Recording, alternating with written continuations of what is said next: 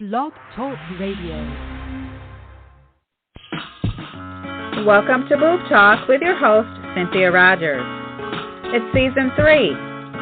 Come and join the Boob Talk family as we discuss the issues breast cancer and other cancer survivors face. Come along on our journey. We are survivors. Welcome to Boob Talk. I'm your host, Cynthia Rogers. Thank you for joining me this evening. Tonight we are going to be having a Thriver Coach session about chemo brain, something I feel doesn't get enough discussion about. Tonight our special guest is LaToya Dotson, breast cancer survivor, founder and director of Pink Savvy Inc. She is an award-winning community activist, certified patient advocate, Thriver coach, best-selling author, and speaker. LaToya, welcome to Boob Talk. Thank you so much for having me, Cynthia. How are you? I'm doing fairly well. So glad you could be with us today to talk about, I feel, it's a topic that doesn't get enough attention, which is chemo brain. But before we get into that, I wanted to just have you tell us a little bit about yourself and get acquainted. So, LaToya, could you tell us what is Pink Savvy Inc.? Pink Savvy Inc. is a nonprofit organization. It is also a 501c3 located in Memphis, Tennessee. I actually launched Pink Savvy Inc. in 2015 after my mother-in-law was diagnosed with stage 3 triple-negative breast cancer. I myself had no family history at the time. I had not been diagnosed. I started volunteering in the cancer center where she received treatment. As she went in remission, I continued to do so. It was across the street from my job, and I would actually walk across the street every day during my lunch break and volunteer, pass out snacks, whatever it is they needed. And I started just having talks with some of the ladies that were going through chemotherapy at the time, and they expressed the need for so many different things, education materials, just stuff that they did not know. They needed help with food and items to help care for their bodies while they went through chemotherapy. And I started to make baskets, and I called them Fierce Fighter Kits. And we would go in and we would actually gift these women baskets with tons of items that they could use. We would actually initiate meal trains for some families, especially the women that couldn't work during their chemotherapy. And we've just lately launched a campaign called Booby Truth, in which it'll be able to help women that are under the age of 35 pay for mammograms, especially if they have family history. So that is what we do. We celebrate survivors. We celebrate women that are going through them. Yes, ma'am. We do a lot in our community for women that are going through the process and even afterwards, because we know that it does not stop. You have a fight, mentally. Even once your body is done with the chemotherapy, you still have to fight to keep going. Yes, you do. So tell us, what was your inspiration for starting Pink Savvy Inc.? Well, my inspiration was literally, like I said, my mother-in-law. She ended up starting it with me, but because her chemotherapy kind of dampened her health, she ended up becoming diabetic after that, and she just had a lot of health issues. She decided to just allow me to, and she was my inspiration, seeing some of the things that she went through, losing her hair and having her confidence just kind of kicked down because of all of the losses that she had to face during that process. My first event was called a Sparty. And we would bring women that were actually going through the process, and we would pamper them from head to toe twice a year. And that's what, she was my inspiration. She really was. And going in volunteering, seeing so much and seeing the women just push through, I just felt like they needed to be celebrated, honored, and given things that they needed to get through the process.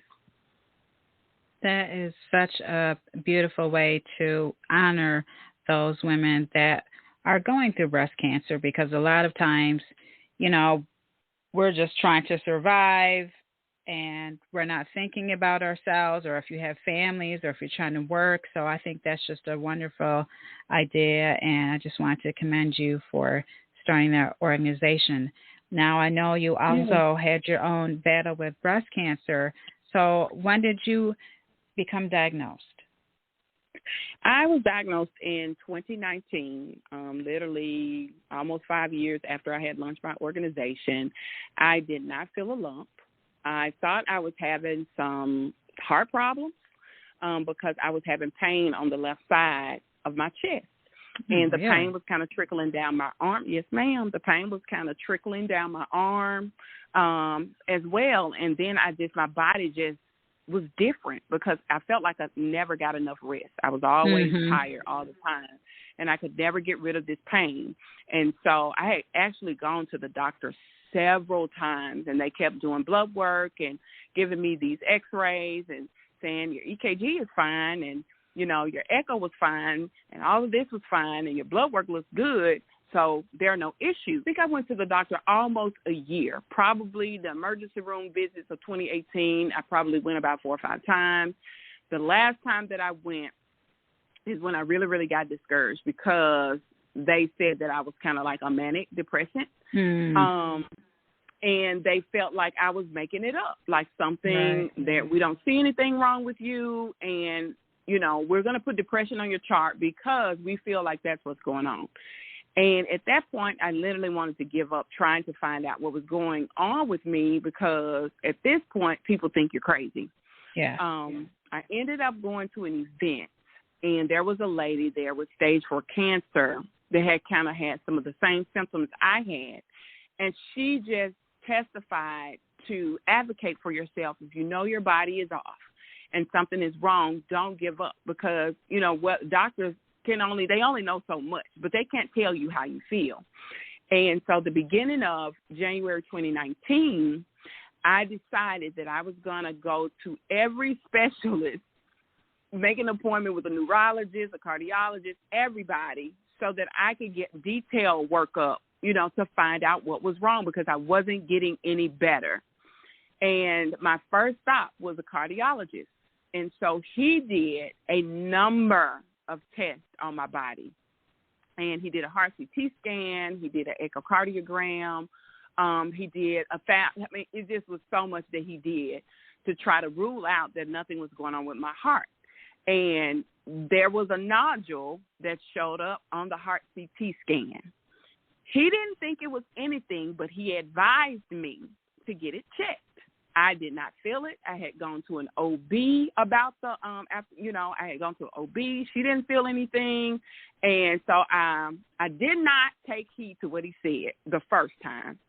And he ended up calling me 2 weeks later and just letting me know to follow up and see if I had gotten a mammogram schedule. And I hadn't. And so he had his nurse call right then and there to schedule my mammogram. And he fussed at me a little bit, and he was just like, LaToya, it's probably nothing. It's probably calcifications. We see stuff like this all the time, from women that have breastfed or had children or whatever. But I really want you to get this checked out because you're having pain on that side. Although people say that cancer is not it's not painful. Right. I want you to get it checked. And I went to that mammogram. They called the doctor in after I had the mammogram and then the ultrasound, and they wanted me to get a biopsy. And the biopsy came back as being stage 1, triple positive, which was estrogen, progesterone, and hormone positive, as well as HER2. And that's when, I just really thank him for going above and beyond his call of duty for me. Yes. Because he literally saved your life. He really did. He really did. And I just say that it was a divine connection, from God, because most doctors don't do that. They will see that, well, this is not my issue. Nothing was wrong with her heart. So we're clear. That part is done. But he literally reached out to make sure that I took the next step in my health, to make sure that I was okay. And I'm just thankful that, you know, he took that step, because I wasn't 40 years old yet. And although I did my self-examinations every single day after my mother-in-law was diagnosed, I didn't feel a thing. And not having any family history of breast cancer, I didn't think that I would be having breast cancer at all, because most of the time they teach you that it's, you know, if it runs in the family, look for it or whatever. But no, I was diagnosed with stage 1 breast cancer. It was a 3 centimeter, they say it was the size of a jelly bean, a 3 centimeter tumor. And I had to do 22 rounds of chemotherapy. I thought I wasn't going to have to do chemo. But after they did the surgery, and they ended up taking some lymph nodes, although I'm thankful they were negative. But because it was a triple positive and a hormone-driven cancer, I had to do 22 rounds of chemo. I had to do 24 rounds of radiation. I also had to do the tamoxifen, which I ended up having to come off of that because it was just really, really doing my body extremely bad. I had 4 surgeries. I had to end up having a complete hysterectomy. It was just a lot.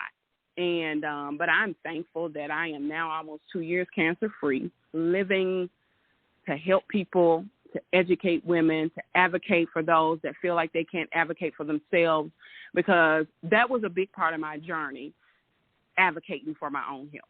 When people didn't believe anything was going on, I had to keep pursuing. And so I tell people today, like, if you know, because you know your body, if you know something has shifted with your body, do not ignore it. I don't care what they say. You find somebody, some doctors that will listen to you, so that you can, you know, we don't want anything to be wrong, but we know when something is off. So what were you feeling when you were told it was breast cancer? I was shocked. You know, because like I said, I was not expecting that. I was crushed. I really was. Just fear literally consumed me, because when you think cancer, although I saw my mother-in-law survive it, I saw what all she went through as well. I saw how sick she was. I saw her lose her hair, you know, her body parts and everything. And she was in her 60s. And here I am. I wasn't 40. And I'm going to have to all of this. And so I was afraid. I had small children, because we don't know the outcome of it, you know. There are people that don't tolerate chemo at all. And I was all of this just went through my mind.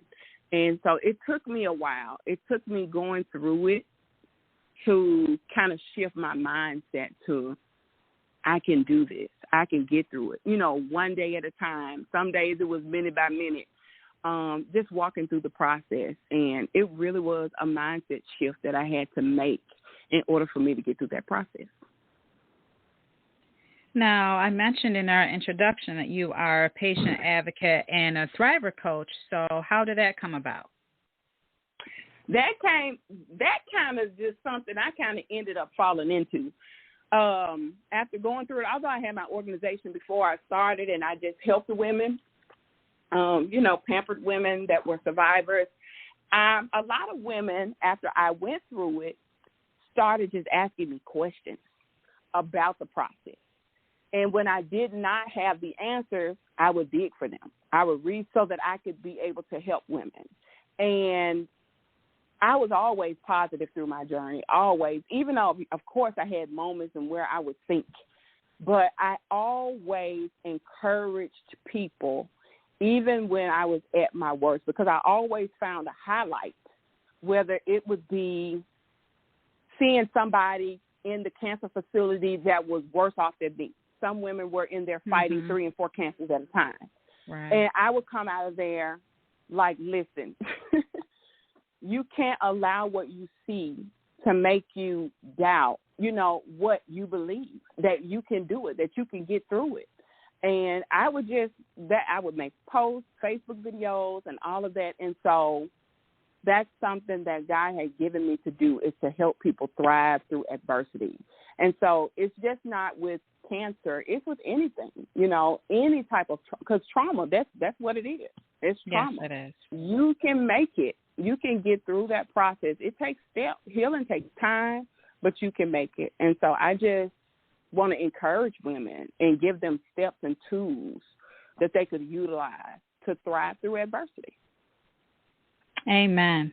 I want to thank you again for all of the work that you're doing, for being an advocate for yourself, because without doing that, you wouldn't be here, and for advocating for others and for coaching. And so now we're going to switch gears and talk about coaching. And the topic tonight was talking about chemo brain. Now, I know a lot of women or men or anybody that even goes through cancer, doesn't necessarily have to be breast cancer, but there's a saying that they call chemo brain that a lot of us have been affected by. And I know I myself have been, and I know either people don't want to talk about it, they try to say, oh, that doesn't exist, you're just making that up, but it is real, and I just wanted to talk about that tonight as a Thriver coach. So can you just walk us through what is chemo brain? Well, chemo brain,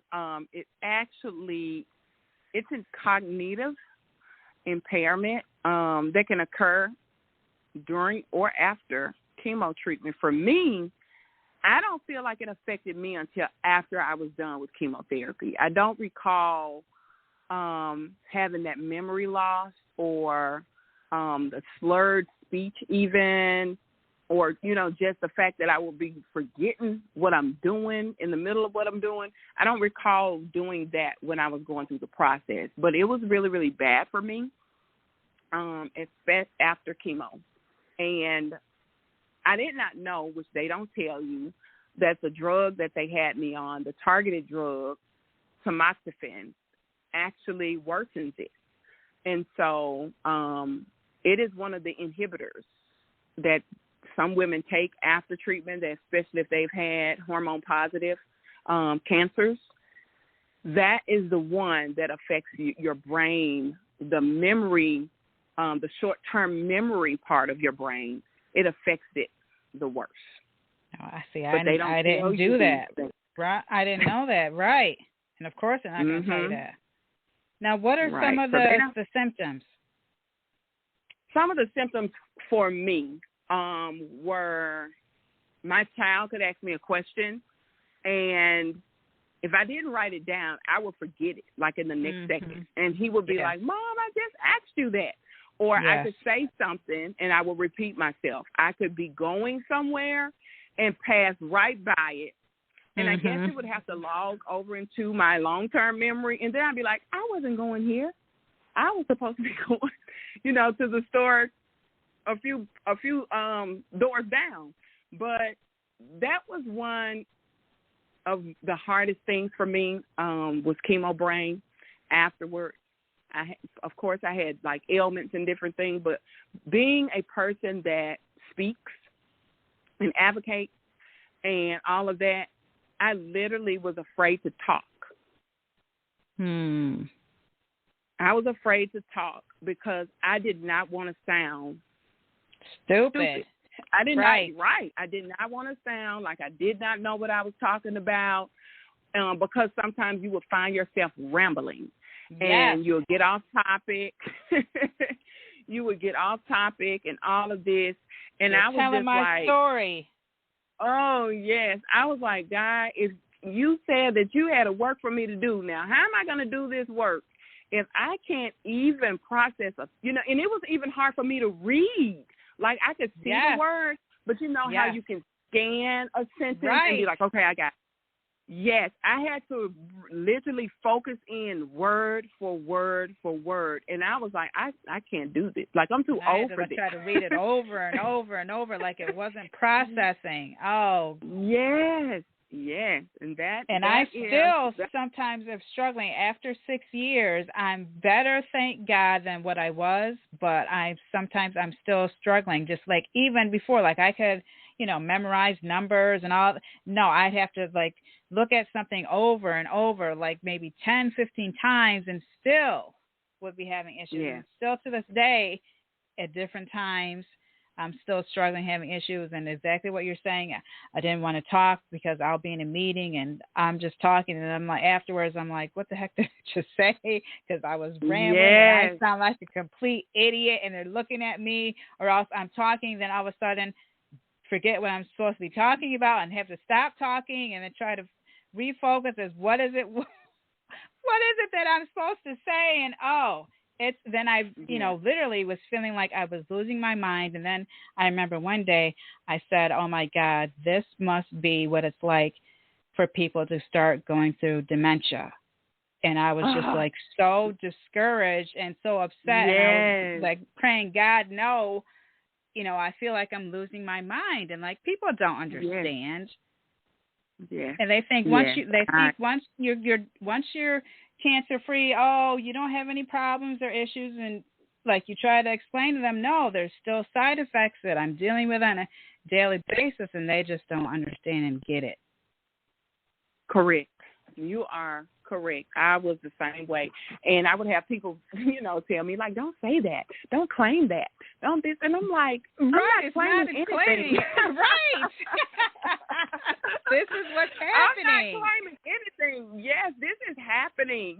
This is happening to me. It's an effect of, it's an after effect of going through chemotherapy. It's a residue that's left from that. Don't nobody want to not be able to process a thought. Like, I don't want to claim this, but this is what's happening.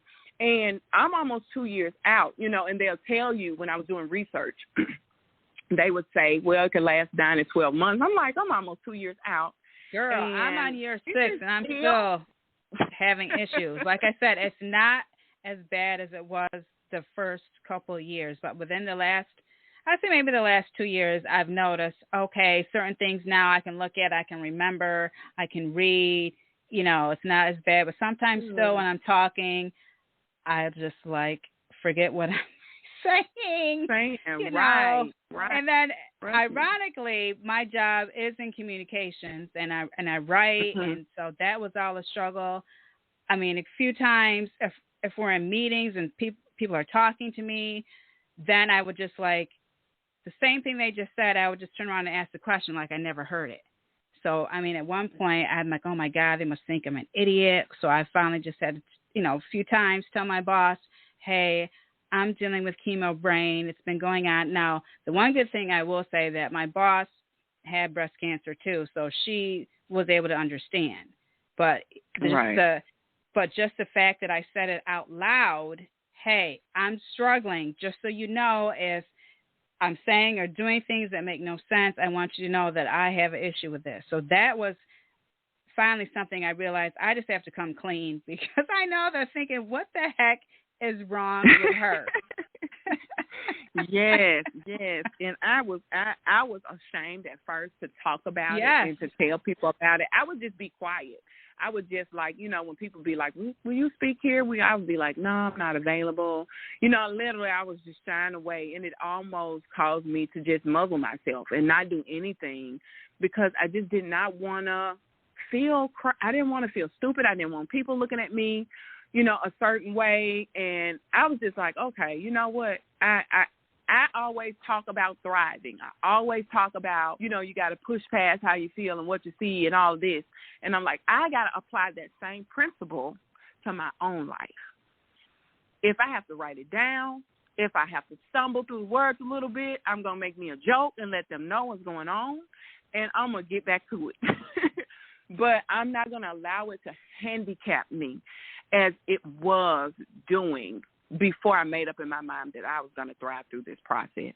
And so I noticed it getting better, because me having this conversation with you, it's really, really good. Because at first you think it's just you that, this doesn't happen to anybody else. So this is actually like therapy for me too, because you don't really talk. That's what I was saying in the beginning. This is something nobody really talks about. Yes, definitely. So I started doing, trying to help myself, because I ended up going to a neurologist because it was so bad. Like, I literally thought something was going on with my brain other than that. I was like, y'all, this can't be just that. I didn't want it to be anything else, but, like, I need y'all to scan my brain. I need y'all to, see what's going on. And they were like, Toya, your brain looks perfect. Like there's nothing there. There are no spots. And, there's nothing. It's just an after effect of the chemo. And not knowing that while I was taking tamoxifen even increases it. It makes it even worse. Oh, my goodness. So, yeah, and I was on tamoxifen for a year and a half, and they changed me to letrozole. Letrozole does the same thing. That's what I'm on. It does the same thing. Well, that explains it, because I'm on letrozole. First, I was on Exmestane. I was on Anastrozole. All of those. I had horrible side effects. So finally, the last they said, we can't put you on anything else. The only thing you can take at this point is letrozole. And I've been on this for about maybe 2.5 years, and compared to all the other side effects I had, I feel fine. But now that you're saying that it has something to do with chemo brain, oh, Lord. Yeah, letrozole was better than the tamoxifen. With the tamoxifen, I dealt with depression really, really bad. I dealt with the depression. I dealt with the memory loss. I dealt with the extreme joint pain. Oh, my goodness. It was horrible. But the letrozole is much better. I still don't like how it makes me feel mentally. But I'm pushing through. I am definitely pushing through it. But I started to help me with the memory loss. I started doing mind games, like what you call them, word puzzles. Yes, I was going to ask you. Yes, what can we do to cope with this? Yes, I started doing word puzzles. There's a game on my phone that's called Words with Friends. I started doing that because it makes you think. It literally makes you sit and ponder what letters go here and, what does that? Puzzles help. Relating shapes and colors to words as well. I started doing that. And that has helped me a lot. Of course, I had to write down things. I was like, Toya, you're trying to still wing it and do it on your own, but you just can't. And so I had to start. For me, it was a prideful thing. Like, I don't want to have to go to the grocery store with a list in my hand, because that was a whole struggle, too. Because before I go in the store and get whatever I want to get, I would say maybe a year ago, I was able to go into the store and remember the things that I needed to get. And I felt so accomplished. Wow. Yeah, I was the same. I'm still like that. So now it's like I even use the notes app in my phone. I'm like, okay, well, where's that? Wait a minute. Okay, let me get it. Let me write this down so I won't forget. And they like, you ain't going to remember that? I'm like, no. Mine was so bad. Mine was so bad. I really thought I wasn't going to be able to go back into the workforce. Because being a patient advocate, the job that I do, I work with patients. And I'm also a nurse. And so I was like, I can't be playing with people's lives. And I can't remember nothing. Like, there are procedures that, that the doctors that I work under have to do, and she needs to correct tools, and I have to know what to put in the computer and the system. And it was like, God, what am I going to do? And I didn't work I just actually went back to work I want to say March of last year.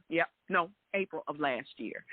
And I had to tell my doctor, like, it's not the same. Like, I'm not going to probably be able to do the same task that I was doing because I just can't remember, and I don't want to mess up anything. And I'm just thankful that she had compassion and understood that and simplified my job for me. That's really good that you spoke up for yourself, because I think a lot of us don't want to say anything. We feel embarrassed. We feel ashamed.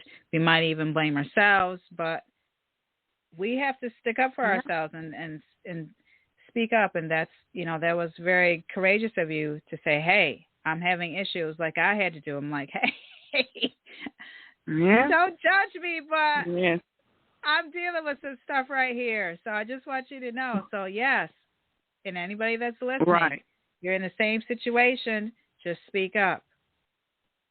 That's right. Speak up for yourself. So are there any other ways that we can cope with having chemo brain? Or exercise. I found that exercise definitely helped me. Really? Yes, ma'am. Getting up early. I started going walking. I mean, I would walk or jog outside. That helped me the most. Like the gym, I don't know, for some reason. I don't know if it was just being out in the open air and allowing it to just hit your face and circulate through your body. That helped me much better than being in the gym. But exercise literally would clear my head and set my day a lot of times. It became therapy for me. It really did. Getting up in the morning and letting that, I don't care if it was cold outside, I still went. Oh, okay. But yeah, that's something that I have to work on. Yeah, I'm still struggling with that. And I'm struggling with that in the wintertime, and I have to get it together. Yeah, get up and just start out slow. Start out walking. You know, it'll make a difference. The circulation, getting that blood circulating, it definitely makes a difference. Yeah, and I'm sure now that you're saying that, you know, I'm thinking, yes, that probably would impact and affect your brain function. It definitely helped me a lot. So that was really the biggest thing for me. Also, my diet. Just trying to eat more foods more green foods that really oxygenates your blood. That helps too. There was a lady that sent me some information about something dealing with mushrooms, and I hadn't had a chance to research it yet, but I am going to definitely do some research on it. And she told me that she added some mushroom supplements to her diet, and it has actually helped increase her brain activity. And now, so yes, I'm going to do some research. Yes, that is true. And actually, I eat mushrooms almost every day. So, yes. Okay. So, yeah, now I'm a big mushroom lover. Yes, me too. I'm going to look into that. I'm going to look into that because I want to know what type of mushrooms. Because she just sent it to me. She ended up seeing my reel, and she sent me an inbox, and she told me that's what helped her a lot. And she said she's like 90% better. And I'm like, okay, I need whatever that is. Oh, goodness. I need whatever that is to get to that 90%. I really, really do. So are there anything else that we can do to help us along? And you mentioned like the puzzles, exercising, anything else? And I know what, as I'm thinking, I'm saying just actually being honest about your situation, I'm sure will help us as well. Ma'am, it's definitely, it's been a process. It's definitely been a process trying to find things that work and help and, you know, all of that. So I use mindfulness, and that's just kind of, you know, where you just kind of shift your mind from I can't do this to yes, you can. And you just have to take the necessary steps to get, just like what we are implementing in our lives, whether it be exercise, whether it be meditation. I'm not going to say meditation has helped me some, but it hasn't helped me to the point where some people say meditation helps them. Mm-hmm. For me, it has been my diet. It has been the exercises and for my brain. It has also been writing things down. Like I said, doing puzzles, connecting words with picture and color, as well as the mindfulness. Those have helped me the most. Okay. Now, I wanted to ask you, after our discussion, what have you learned about yourself on your breast cancer journey? The number one thing that I learned is that I was not a superwoman and that it was okay to ask for help.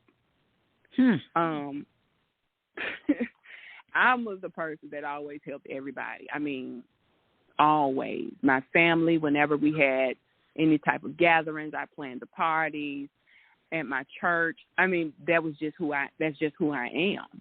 And having gone through that process to the point where I was having chemo every week for 3 months, and then they changed me to every 3 weeks, not being able to really do a lot, because I want to say when I got to that chemo treatment number 6, it's like my body just did not really recover before it was time for me to get back into the chair the next week. So I had to ask people for stuff. Like, can you bring my family food? You know, even though we had people like volunteering and doing things, sometimes I'm like, I need some help. Mm-hmm. I did. And it was hard. That was really, really hard for me to put my pride. Now I see that it was pride. Mm-hmm. Put my pride aside. And, you know, ask for help and let people know that I was not okay. Like, I am strong, but in this season, I am not okay. And it's okay not to be okay. Yes. Now, what advice would you give to breast cancer survivors going through treatment, or, you know, before treatment, just even as far as screening? What advice would you give? Before treatment, I would say know your family history. Always, always advocate for yourself, for your health. It may not be dealing with breast cancer. If you have something that you feel is off with your body, advocate for yourself. If one doctor won't listen to you, switch. Find you another that will. Also, keep your faith in front of you. Even when it seems like you're not going to make it, because there was a point where I felt like I wasn't going to make it through chemo. You know, having chemo every week was rough. There was a point that I literally thought I wasn't going to wake up the next day. Me too. Mm-hmm. But I still held on to faith, you know, and I told God, you got this. Like, I'm relying on your promises. Mm-hmm. I'm just holding on to, even though I don't feel like it, like this is going to happen. I am hoping and praying that I wake up in the morning. So keep your faith in front of you, because if he did it for us, we're on this line, he can do it for you too.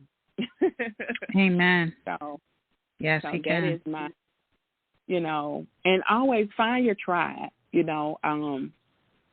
For me, going through that process, me having a breast cancer nonprofit organization and helping people, I knew a lot of people, but I wasn't vulnerable with a lot of people. And so I was thankful that there were women that I met in the cancer facility that were going through, you know, breast cancer, and women that I met online. You know, I plugged myself in with people that could understand what I was going through, because even though I had my family and they were supporting me, they did not understand it. They saw it, but they didn't understand it. And there were times where I needed to just let somebody know, like, I am pissed that I am going through this process and I don't understand why I'm in this situation. And, you know, we would just listen to one another and console one another, as well as encourage one another that we're going to get through it. And I felt like for me through my journey, that was my most important part of my process to help me get through it. Also, educate yourself, or find somebody who has the knowledge that can educate you on the drugs that you will be receiving. Don't back down from trials, because chemotherapy that's out now was once in trial phases. I find that, you know, since being a patient advocate, a lot of African-American women, they back away from trials because of history purposes. But what I found is that a lot of good comes in trials. You know, a lot of lives have been saved in breast cancer, chemotherapy, cancer treatment trials, and all of that. So don't shy away from that, but educate yourself. Definitely. Yes, I was actually part of a clinical trial, and that was one thing I said. If I have to go through this, I said I at least want to be able to help somebody else. So, yes, I am a big advocate for being part of a trial. And I think a lot of times, I think that we just don't even know there are trials out there, or we're not approached. So if you Right. can become Right. involved in a trial, I would really recommend that. So thank you for bringing that up. Right. So that'll be something that I'll be starting to do because I've just linked arms. My Cancer Foundation, as well as myself, has linked arms with the Tiger League Foundation, and they cater to women of color and young women, the ages of 15 to I think 45. And they have a lot of information on researches and